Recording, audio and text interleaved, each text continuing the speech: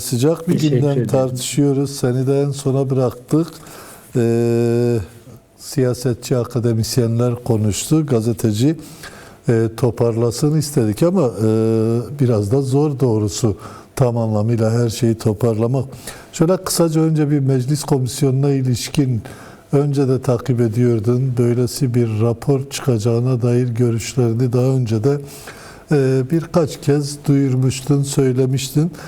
Şaşırttı mı seni önemli bir kısmıyla AKP'nin Türkiye 21. yüzyılı dediği propaganda belgelerinin kopyası olması? Yok, şaşırtıcı değil. Yani AKP'nin ve iktidarın genel olarak bu meseleye hani Kürtlerin baktığı şekilde bakmadığını zaten çok, yani bunu görmek çok zor değil. Yani barıştan kasıtlarıyla, yani iktidarın MHP dahil barıştan kastıyla Kürtlerin barıştan kastı da birbiriyle tam örtüşmüyor. Fakat sonuçta ben açıkçası bu süreci bu raporla sınırlı görmemek gerektiğini düşünüyorum. Hatta bu raporu bırakın, bu süreci çıkacak yasayla da sınırlı görmemek gerektiğini düşünüyorum. Çünkü Kürt hareketi bütün bunlardan bağımsız olarak, daha doğrusu Öcalan bunlardan bağımsız olarak başka türden bir siyasi program üzerinden bir strateji geliştirmiş durumda. Devlet hiçbir şey yapmasa bile Öcalan adım atmaya devam edecek. Çünkü Öcalan bunu bir mücadele alanı olarak görüyor. Bunu açmanı Şimdi, isteyeceğim. Doğrusu önemli bir şey diyorsun. Açılsın ki ben de izleyicilerimiz de anlasın. Yani devletten bağımsız Kürt hareketinin kendi gündemiyle yürüttüğü, Öcalan liderliğinde yürüttüğü ayrı bir mücadele sürecinden mi söz ediyorsunuz? Bunu nasıl anlamak lazım? Elbette. Elbette burada sadece yöntem değişiyor. Öcalan artık silahlı mücadele yönteminin Kürtlere kazandırmadığını söylüyor. Şimdi ve o yüzden de sorumluluğu alıyor. Bu çok büyük bir sorumluluk. Fakat bu hareketi başlatan bir lider olarak diyor ki ben artık bu işi tam koşulları olgunlaşmışken ve devlet de bu, çünkü şunu unutmayalım, devlet 1992'den beri PKK'nın silahları bırakması ya da silahlı mücadeleyi terk etmesini engelledi, sistematik olarak engelledi. PKK silahlı mücadele ile değil, siyasi mücadele ile Kürtlerin eşitlik ve özgürlüklerini sağlamayı önüne program olarak koydu. Kürt hareketi bir bütün olarak, zaten o yüzden 1992-91'den itibaren DEP'le, HEP'le filan devam eden siyasi gelenek oldu. Kürtlerin bir ayağı dağdaysa öbür ayağı hep Ankara'da oldu. Çünkü bunu zorlamaya çalıştılar. Silahlı, yani Kürtler bir silah fetişisti değil. Öcalan hiç değil. Zaten hani yazdıklarından da biliyoruz. Fakat şimdi Öcalan bunu yeni bir strateji yürütüyor ama maalesef silahlı mücadele, tabii ki düşünsenize, yani hayat memat meselesi, çok zor, çok tehlikeli filan, bedeli ağır bir mücadele yöntemi. Fakat Ankara ayağı, yani DEP geleneğinden bu yana, hep DEP geleneğinden gelen Kürt legal siyasi ayak maalesef Öcalan'ın bu stratejisini yeteri kadar intibak ettirmiyor. Bence temel meselelerden bir tanesi bu. Anlatmadan önce şunu da sorayım. Yani o dediğiniz de önemli. Özellikle siyasi ayağın bunu intibak ettirtmemesi bir anlamda siyasi kesime dönük, özellikle legal siyaset alanına dönük bir eleştiri ama bununla beraber şunu da yorumlamanı isteyeceğim. Önemli bir noktaya dikkat çektiğin için soruyorum. Şimdi bir taraftan Sayın Öcalan'ın silahlı mücadele yürüttüğü dönemde keskin bir biçimde karşı çıkıp bunun Kürt ulusal meselesine zarar verdiğini iddia edenler vardı. Şimdi tersinden sizin de izah ettiğiniz gibi Sayın Öcalan bu kez siyaseti öne çıkarıp demokratik mücadele zeminini güçlendirmeye çalışırken de yine aynı şekilde karşı çıkışları gösteren, geçmişte silaha karşı çıkanların bugün de bu kez buna karşı çıktıklarını görüyoruz.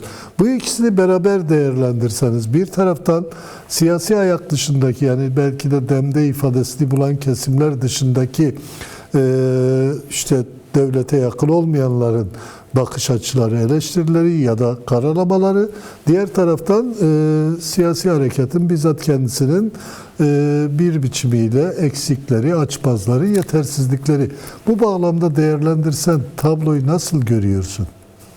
Şimdi ben bu legal Kürt, yani DEM Parti diyelim, isterseniz diasporadaki görece koşulları daha rahat olan Kürt siyasetinden bahsediyorum. Onlara yönelik eleştiriler tabii ki olacak, fakat temel mesele buradan kaynaklanmıyor elbette. Yani onların eksikliklerinin de sebebi var. Hani en az 10 yıldır çok ağır bir saldırı altında DEM Parti. Unutmayalım. Milletvekilleri yoğun baskı altında, partinin örgütleri yoğun baskı altında, sürekli partiyi bir biçimde zihnini çalıştıramayacak düzeyde ağır baskı altında tutan bir uygulamalar silsilesi var, ama tabii bunlar gerekçe olamaz. Hani ben DEM Parti'nin eksikliklerini şu aşama için hani tabii ki yani telafi edilebilir eksiklikler olarak görüyorum. DEM Parti Öcalan'ı daha iyi anlayabilmeli ve anlatabilmeli. Çünkü şöyle bir şey, bakın, bütün yük Öcalan'ın sırtına yüklenmiş ve dahasını söyleyeyim, ben açık söyleyeyim. Ben Öcalan kadar yalnız bırakılmış bir devrimci lider hatırlamıyorum tarihte. Yani Öcalan kadar yapayalnız bırakılmış, her şeyin sırtına yüklendiği bir lider var mıdır emin değilim. Şimdi Öcalan teori üretiyor. Öcalan pratiğe bakıyor. Öcalan bütün saldırıların üstesinden gelmeye çalışıyor ve bütün bunları da bir tür tecrit altında hapishanede yapmaya çalışıyor. Ve bütün gücünü kullanıyor, emeğini, ve bu yaşına rağmen. Peki bu emeği Kürt siyasi aktörler niye nispi oranda karşılamıyor? Öcalan'ın ne söylediği, ne yapmaya çalıştığını, niye Öcalan ne söylüyorsa onu ezberleyip tekrar ediyorlar da niye mealleyemiyorlar? Niye gündelik siyasete uyarlayamıyorlar? Bu bir mesele. Bir diğer mesele ise öbürü, daha o biraz artık hani operasyonla da ilgili, devletin operasyonuyla ya da başka güçlerin hani Öcalan sanki davayı satmış gibi bir propaganda yapılmış. Benim yaşım bile müsait. Bu hareketin henüz olmadığı zamanlarda Kürtlerin halini hepimiz biliyoruz. Bir nüfus müdürlüğüne gittiğimizde hazır ol da beklerdik. Bir sokakta, bir okulda öğretmenler 5 nolu cezaevindeki gibi işkenceler yaparlardı. İsimlerimiz, benim gerçek ismim serbest, okulda irfan yapıldı. Ve en ufak bir direnme irademiz, gücümüz yoktu. Kürtlerin hiçbir şeyi yoktu. Ve şimdi gidin Kürdistan'a, gelin meseleye bir bakalım. Bugün Özgür Politika manşet yapmış. Kürtlerin kurumları var. Kürtlerin iradesi, özgüveni, belediyeleri var. Fakat Kürtçe konuşmuyor. Yani vay Öcalan davayı sattı diyen adam kendi çocuğuna Kürtçe öğretmekten aciz.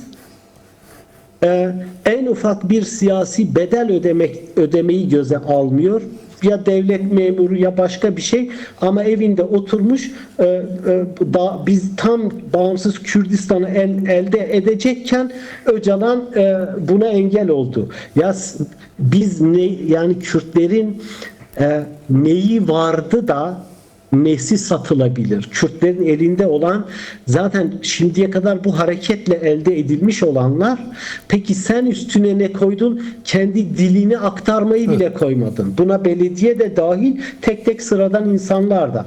Bir örnek vereceğim. Bu tam yayından önce babamla bu meseleyi konuşuyorduk. Çok iyi bir hikaye anlattı. Şimdi bir tane hiç namaz kılmayan bir adama imam anlatıyor da anlatıyor. En sonunda namaz kılmaya ikna ediyor. Fakat adam diyor ki ya diyor Mela ben günde 4 defa namaz kılarım ama sabah namazına kalkamam. Çok erken, ben onu yapamam diyor. İmam da diyor ki ya tamam diyor, sen 4 defa namaz kıl, sabahı varsa kılmayabilirsin ama o 4 defa namazını kıl. Adam başlıyor namaz kılmaya. Hiç namaz kılmayan adam. Diğer imamlar duyuyor ve tabii ki vaveyla kopuyor. İşte imamı zındık ilan ediyorlar. Sen nasıl günde 5 rekat namazı 4'e indirirsin? İslam'a bilmem ne yapıyorsun filan falan. İmam diyor ki ya diyor bu adam benden önce hiç namaz kılmıyordu. Şimdi ben bunu 4 rekat günde 4 defa namaz kılmaya ikna ettim. O sonuncuya da gelin siz ikna edin. Onu da siz kıldırın. Şimdi Öcalan bu sıfırdan buraya kadar getirmiş. Yani Öcalan mı sana dedi çocuğunla Kürtçe konuşma diyen Öcalan mı? Ya da bu hareket mi? Şimdi bu eğri oturup doğru konuşalım. Yani Öcalan'a yönelik hani ben o sosyal medya saldırılarını filan onlar ama bir operasyon olduğu konusunda bir operasyon olduğu konusunda da geniş bir kanaat var. Yani sanki birileri özellikle bazı merkezlerden bu işleri pişiriyor gibi. Bu çok uzun bir mesele ama şuradan devam edelim istiyorum. Özellikle Türkiye'yi yönetenler, iktidar, norm devlet, norm dışı devlet bir sürü güçten söz ediliyor ama genel anlamda Türkiye diyeyim, Türk devleti diyeyim. Bu güvenlikçi bakış açısında hala neden ısrarcı? Yani ısrar ve inatla meseleyi görmeyip bir güvenlikçi bakış açısıyla kendi politikasını yaşama geçirmek istiyor. Evet, Kürtler bir rota çizmiş, biraz önce ayrıntılarını dedi ama devlet hiç ders almaz mı bu noktalardan? Bunun bir sonuç getirdiğini göremez mi? Yani nedir bu güvenlikçi bakış açısındaki ısrarın temel nedeni? Ya şöyle tabii ki şunu unutmamak lazım. Bu devletin üzerine bina edildiği felsefe bir asimilasyonist bir felsefe, ırkçı bir asimilasyon felsefesi. Yani bu neydi? Kürtleri biz Türkleştirebileceğiz yaklaşımı. 100 yıl önce bu ülkede Kürtlere karşı böyle bir rejim işletildi. Şimdi o iflas etti. Yani Kürtlerin asimile edilemeyeceği anlaşıldı.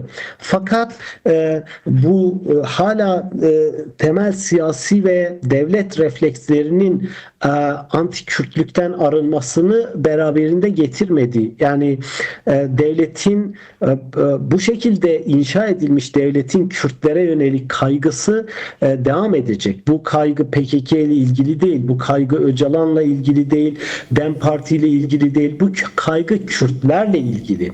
Ve o yüzden de Suriye'deki refleksi böyle oluyor, İran'da, Irak'ta vesaire. Şimdi fakat zaten devletin artık tarihin çarkını geriye döndürme şansı yok.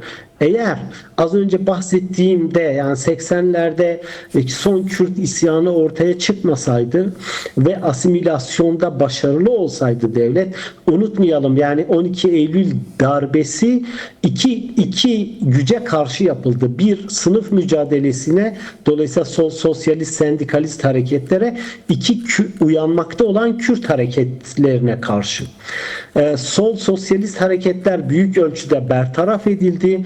Kürt örgütlerinin önemli bir kısmı bertaraf edildi. PKK zamanında hamleyle işte Lübnan'a geçerek kendini yeniden var etti ve darbe koşulları azaldıktan sonra, o şartlar görece bir şey olduktan sonra tarihsel bir uygun anda 1984'te ortaya çıktı. Şimdi artık Kürtlerde bir uyanış var. Kürtler evet Kürtçe konuşmuyor.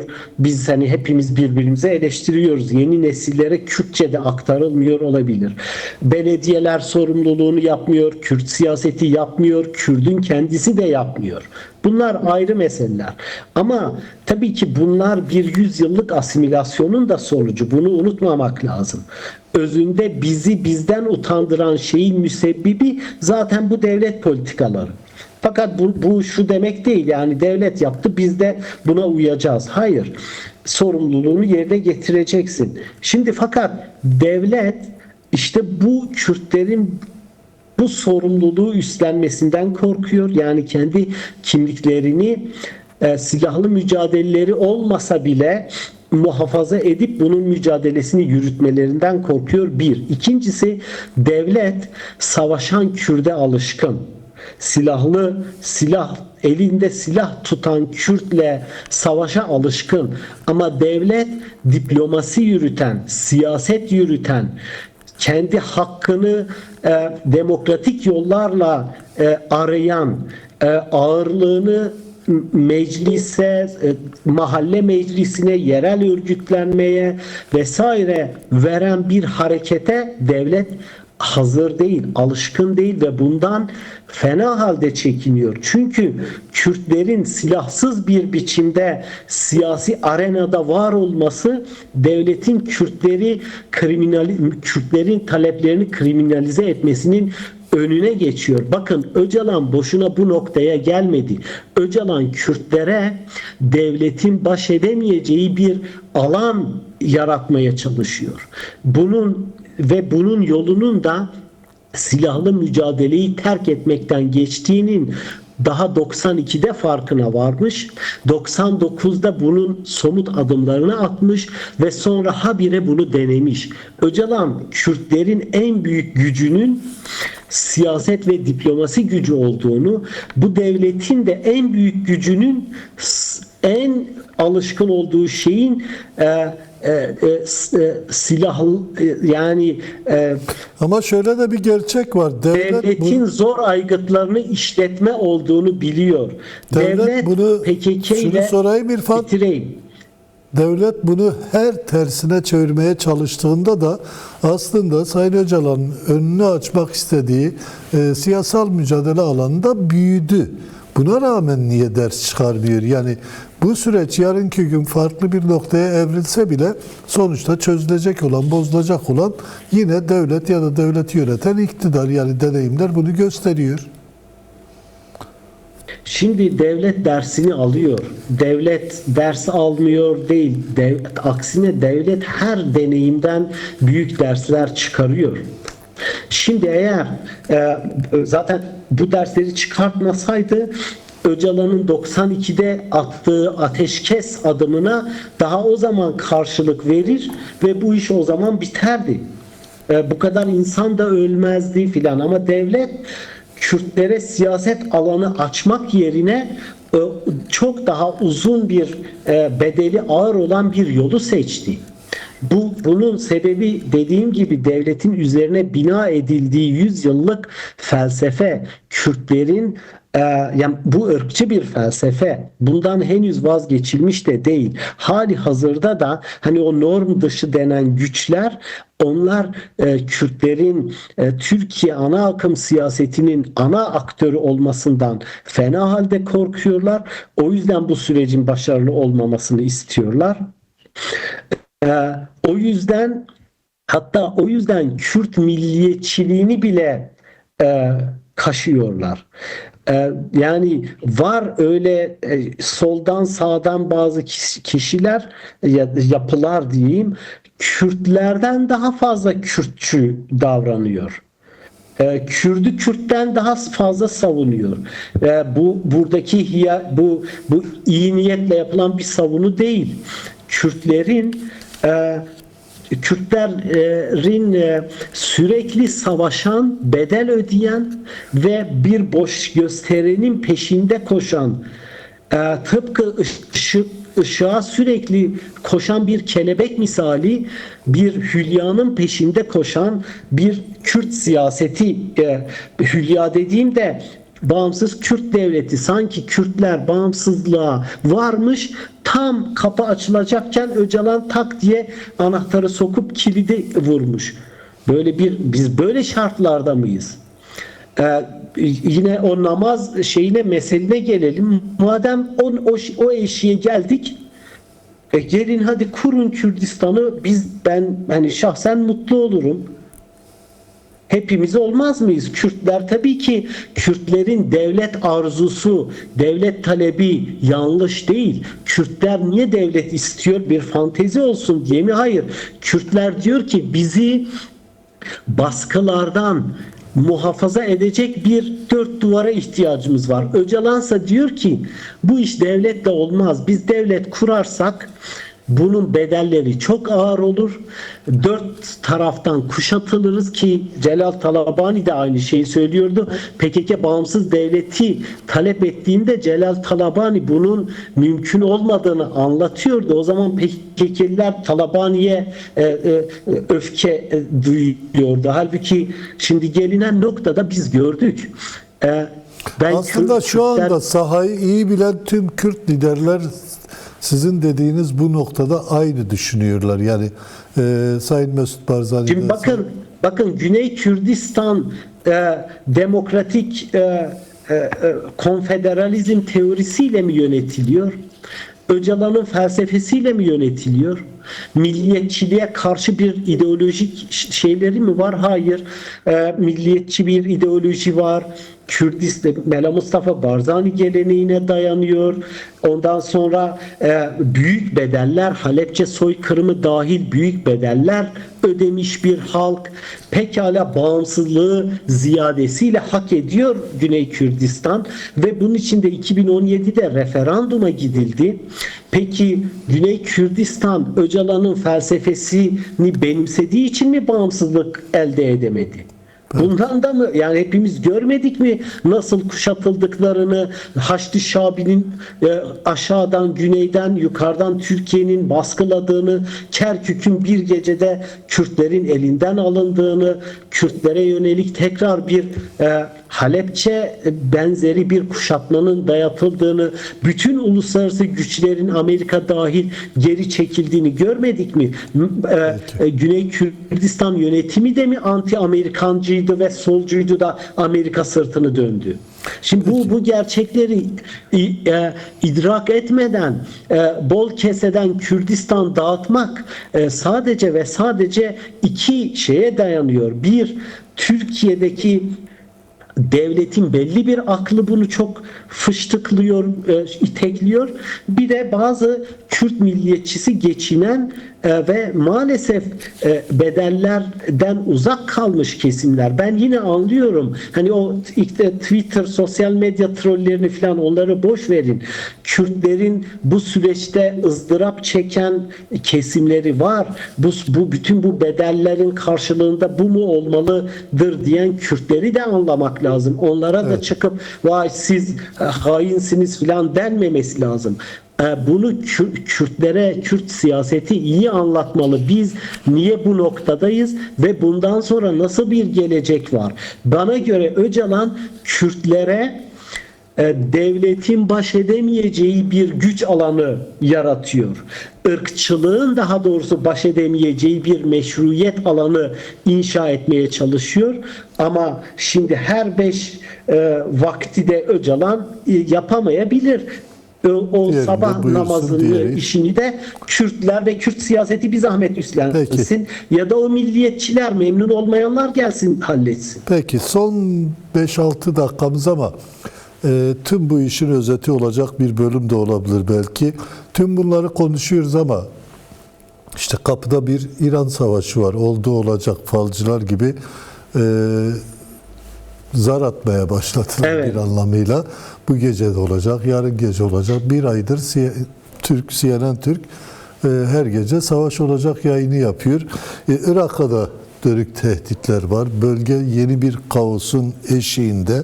Tam böyle bir tabloda gerçekten bu yaşadığımız, tartıştığımız süreci nasıl bir gelecek bekliyor? Yani Türkiye'yi de aşan, Kürtleri de belki aşan bir boyuttan söz ediyoruz ama Kürtler de Türkiye'de bu işin merkezinde aynı zamanda. Bunu nasıl değerlendirmek gerekir? Valla ben açıkçası İran rejiminin ve İran katliamcı rejiminin maalesef savunulacak hiçbir yanı yok. Fakat daha da dramatiği İran halkı da Amerikan saldırısı karşısında artık bu çürümüş sistemi savunamayacak durumda. Daha yakın zamanki son isyanda 30, kimine göre 40 bin insanı katleden bir rejimden söz ediyoruz. 40 bin, dile kolay. Bu büyük bir kendi halkına yönelik tarihte eşi benzeri görülmemiş bir katliam. Bu böyle bir rejim çürümüştür ve ancak halkının, tıpkı Nemrut muydu, halkının kanıyla ancak ayakta kalabilen bir rejimden bahsediyoruz. Bu rejim böyle devam edemez, etmemeli de. Amerika'nın müdahalesinin sebebi İran'ın katliamcılığı ya da halkına ettiği zulüm değil elbette. Ya da İsrail'inki de hakeza. Ama İran aynı zamanda emperyal emelleri olan Orta Doğu'da bir devletti. Suriye'den Lübnan, aslında Ekim 2013'ten itibaren Orta Doğu'dan kısmen kovuldu. Ekim Burada 20, tabii ki 2023 diyeyim ben. Ekim 2013 değil, Ekim 2023 diye düzelttim sadece. Pardon, 2023, özür dilerim. Rica ederim. Evet, yani Hamas'ın İsrail'e yönelik eyleminden sonra İsrail'in başlattığı ve işte Hizbullah'tan, Lübnan'dan başlayıp daha sonra Suriye'de rejimin değişmesi, Esad'ın gitmesi vesaire, İran peyderpey Orta Doğu'dan kovuldu. Fakat içeride kendi halkına zulmederek, elbette İran halkına zulmeden sadece rejim değil, orada bütün rejimi zorlamak için uygulanan ambargo da halkı açlıkla sınamış durumda. Aslında şu anda İran halkı hem rejiminin hem de Amerika'nın baskısı altında. Bu açıdan tabii ki çok zor, nasıl bir siyasi tercihte bulunacakları. Bir taraftan işte Şah'ın oğluna zorlanıyorlar, itiliyorlar. Bir taraftan İsrail'le iltifaklandırılarak ipe diziliyorlar. Bu katliamlarda öldürülenlerin çoğu da bu gerekçeyle, sözüm ona, İsrail ajanı olarak yaftalanarak katledildi. Fakat sonuçta İran halkı bu rejimin taşıyıcısı olmak istemiyor. Kürtler zaten istemiyorlar. Kürtler, bakın, doğrudan, yani İran rejimi ilk zamanlarda Belucilere ve Kürtlere zulmediyordu. Şimdi Fars tanımıyor, Azeri tanımıyor, Şii, Sünni demiyor. Herkesin üzerinde büyük bir katliam yürütüyor. Dolayısıyla da İran rejimini hiçbir bağlamda savunacak bir şey yok. Ne bileyim, hani Şiilik üzerinden kimse savunamaz. Hiçbir şeyi yok. Hiçbir ayakta kalmasının hiçbir ahlaki dayanağı yok İran rejiminin. Ve bana göre er veya geç yıkılacak. Fakat burada mesele nasıl yıkılacağı. Şimdi İran çok büyük bir bina Orta Doğu'da.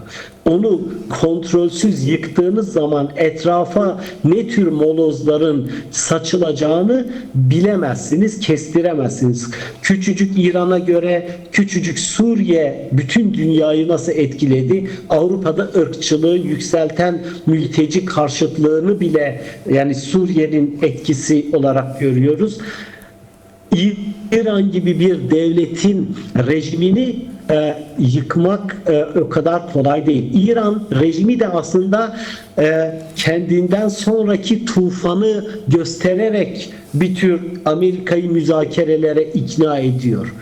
Yıkılırsam altında herkes kalır. İşte mülteciler, yeni örgütler, Peki. Orta Doğu'da yeni felaketler, mezhep savaşları vesaire. Şimdi bütün bunlara göstererek, yani ölümü göstererek kendisine razı etmeye çalışıyor. Fakat İran halkı bunun altında artık nefes alamıyor. Kürtler de, Beluçlar da, Evet, Azeriler de, Şiiler de, Araplar da.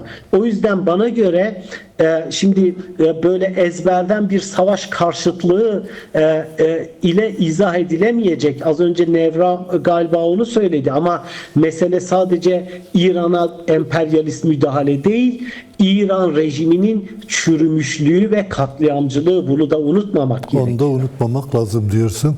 Peki, çok teşekkürler İrfan. Zaman ayırdın, yayınımıza katıldın. Sağ olasın. Ben teşekkür ederim. İyi akşamlar.